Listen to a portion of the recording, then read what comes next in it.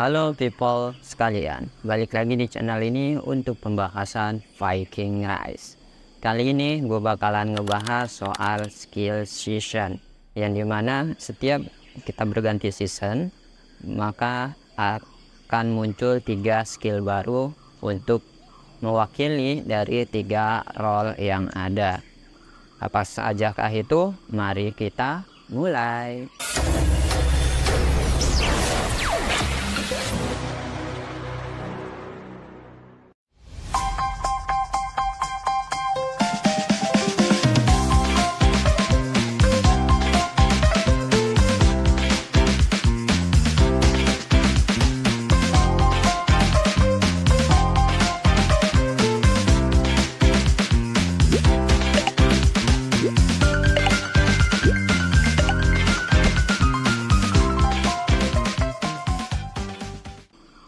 Jadi kita hari ini bakalan membahas soal skill season, yang dimana skill season itu dimulai dari season 2. Kalau season satunya kan kita nggak usah bahas lagi karena udah kebanyakan. Kita sekarang bakalan ngebahas soal skill season 2 ke atas kayak gitu. Dan skill season 2 itu ada 3 dan itu dibagi sesuai role-nya masing-masing. Dan di sini kita bakalan mulai dari role archer dulu ya. Untuk role archer itu di sini nama skillnya adalah this do shall pass, dan dia tipikalnya command dan probabilitasnya 100%. Berarti dia di sini tipikal yang pasti aktif. Di sini tertulis setiap 9 detik jika target terkena poison maka memberi 1 kali direct damage langsung, faktor damage-nya 1000. Dan jika targetnya terkena burn maka bakalan menjadi faktor penyembuhan sebesar 1000. Jadi di sini kesimpulannya ketika targetnya itu kena poison berarti dia kena damage lebih tinggi. Tapi kalau ternyata targetnya itu malah kena efek debuff burn maka kita mendapatkan penyembuhan. Dan di sini sendiri kalau ini tergantung dari combo yang kita miliki. Kalau misalkan dia adalah kombonya full poison maka gua jamin ini sangat berguna. Jadi pasti aktifnya adalah untuk faktor damage yang 1000 ini. Tapi kalau misalkan kalian masih pakai yang namanya double combo, contoh kayak gua sekarang itu masih Yulmi dengan Arthur, maka skill ini tidak berguna. Karena menurut gua kenapa nggak berguna? Karena peluang untuk kena yang namanya debuff burn itu cukup tinggi juga. Jadi faktornya yang ada malah menyembuhkan terus gitu ya. Dan di sini gua masih lebih cocok ke skill Wreck of Lich atau Wreck Lich ya, yang versi burn-nya. Jadi gua untuk skill ini pribadi gak menyarankan kalau kalian free to play, dan otomatis menurut gua mendingan di skip aja. Tapi kalau misalkan kalian mau ya nggak apa-apa ya, ini cuma rekomendasi dari gua dan itu skip. Oke. Lanjut, skill kedua yaitu adalah Bloodstained Ashfield. Ini untuk role infantry dengan probabilitasnya 25%, dengan tipe juga corporation. Di sini tertulis ketika troops dikerahkan melancarkan serangan dasar, targetnya itu terkena debuff slow atau bleed, yang dimana debuff ini memang aktif untuk commander infantry, maka ada peluang 25% untuk menyembuhkan pasukan kita dan terpicu 1 kali setiap 2 detik. Maksudnya terpicu 1 kali setiap 2 detik, jadi gini loh. Ini berpeluang 25% menyembuhkan diri mereka sendiri ya. Nah, faktor penyembuhan 800. Nah, 800 ini nanti selama 2 detik itu bakalan terpicu 1 kali, 2 detik kemudian 1 kali, kayak gitu.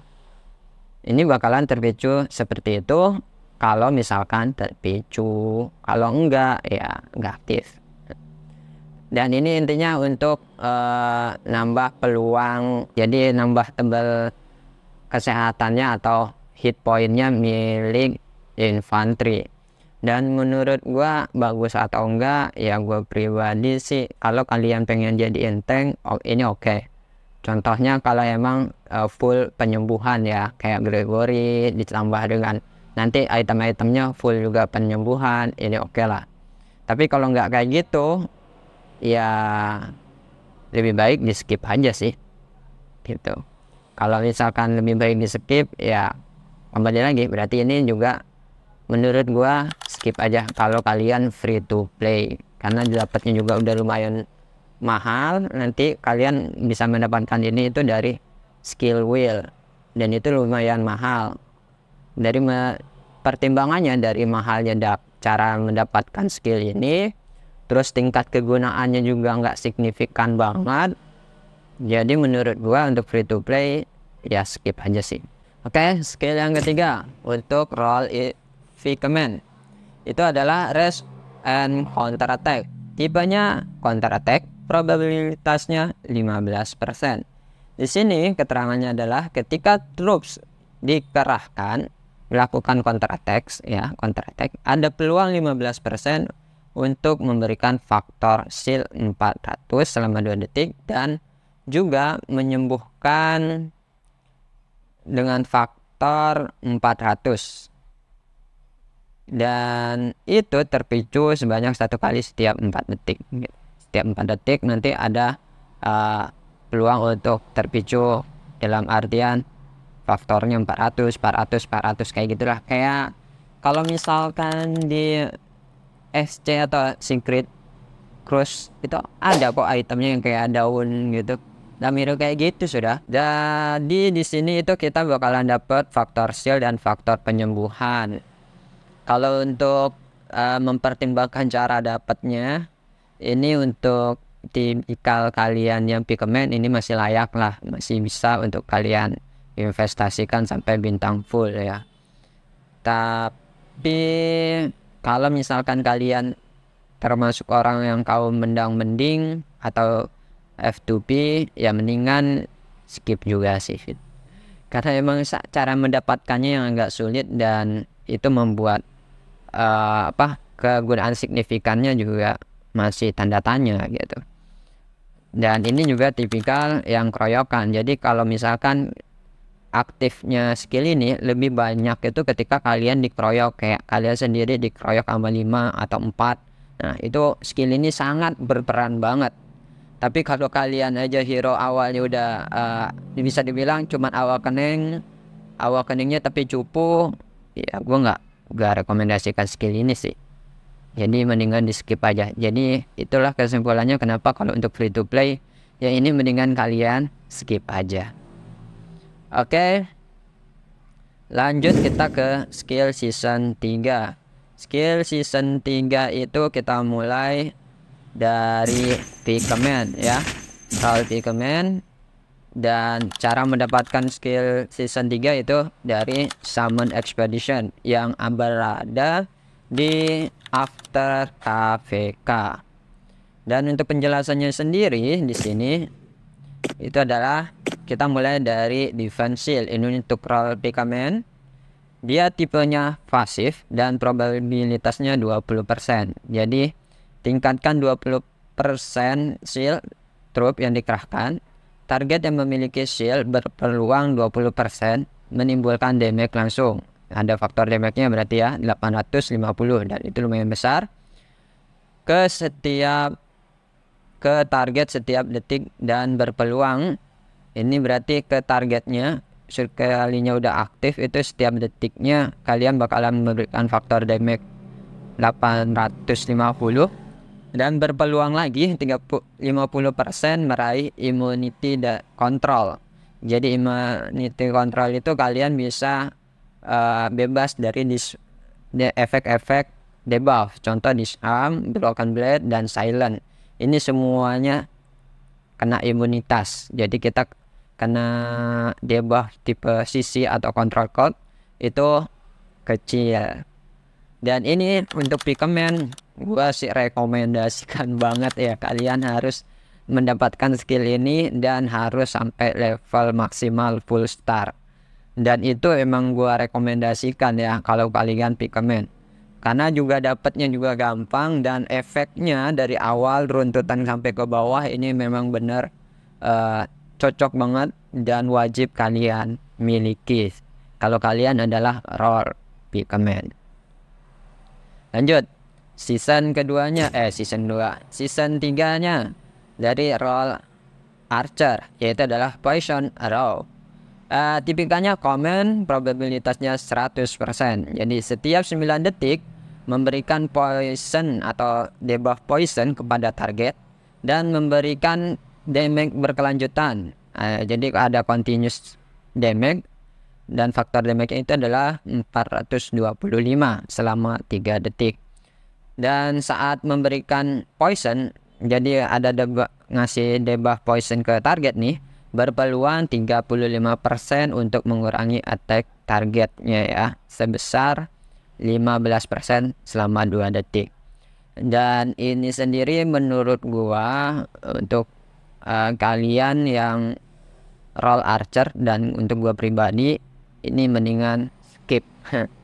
Alasannya ini di skip karena lebih baik kalau pengen nyampein full star nanti shotnya diberikan ke skill season keempat atau SX. Jadi gua nggak menyarankan kalian yang role archer untuk mendapatkan poison arrow ini sampai full star dan menggunakan yang namanya universal skill.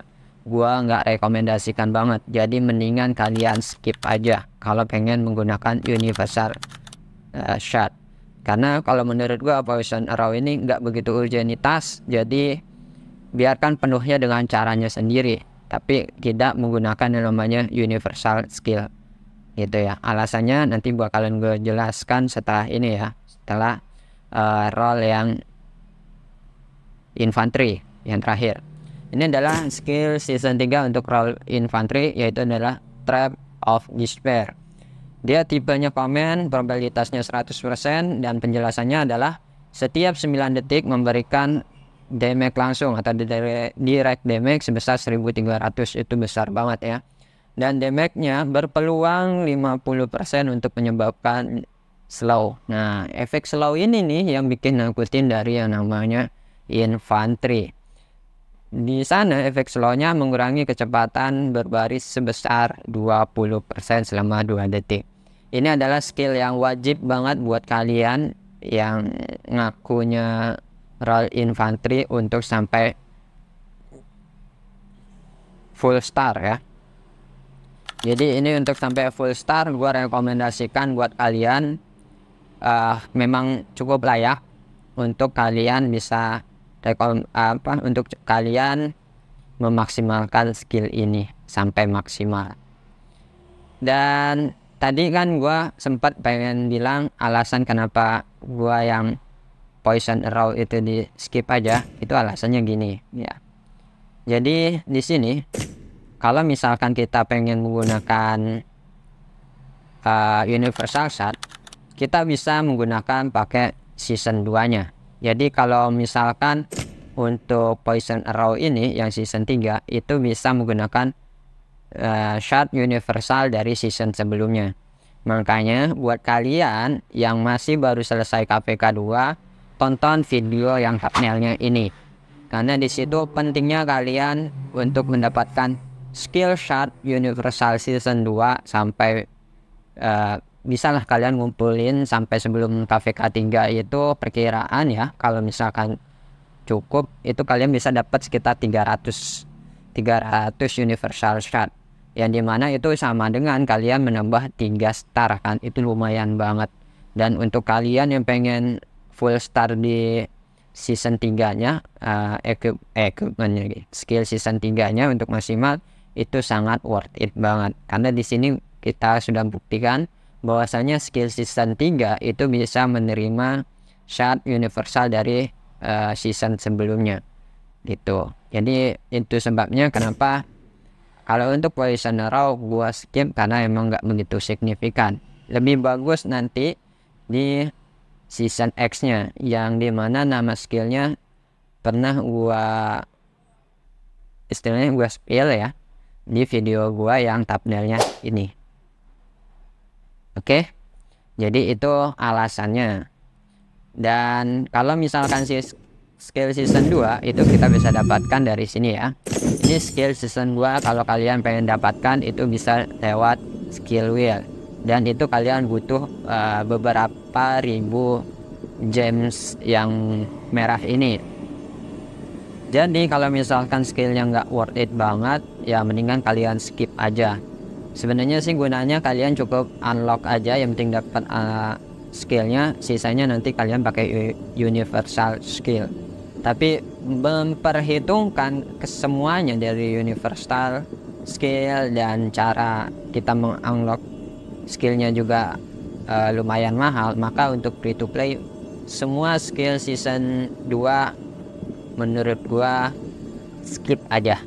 Udah cocok banget buat kalian mempertaruhkan segalanya ke skill-skill tersebut. Lebih baik universal skill kalian yang season 2 diberikan ke season 3 nya yang lebih worth it. Menurut gua sih lebih worth it, dan itu sangat-sangat membantu kalian untuk menambah kekuatan dari skill deck kalian. Seperti itu ya. Oke, mungkin ini aja yang bisa gua bagikan tips dan triknya ke kalian. Terima kasih sudah mendengarkan celotehan gua sampai ke detik yang terakhir ini ya. Dan kurang lebihnya maaf, jangan lupa tinggalkan komen. Kalau misalkan ternyata penjelasan gue ada yang ke skip atau kurang jelas, bisa kalian juga tinggalkan komennya ya. Gue selalu menerima masukan yang jelas, masukan yang memotivasi, bukan masukan yang asal nyeletuk aja. Oke? Dan terakhir, selalu membiasakan nonton sampai habis, karena seperti yang gue bilang di video gue, selalu ada hal menarik di akhirnya. Terima kasih buat yang telah mendonasikan dan membantu gue. Jangan lupa share video ini ke teman-teman kalian dan subscribe juga. Oke? Salam Viking, bye.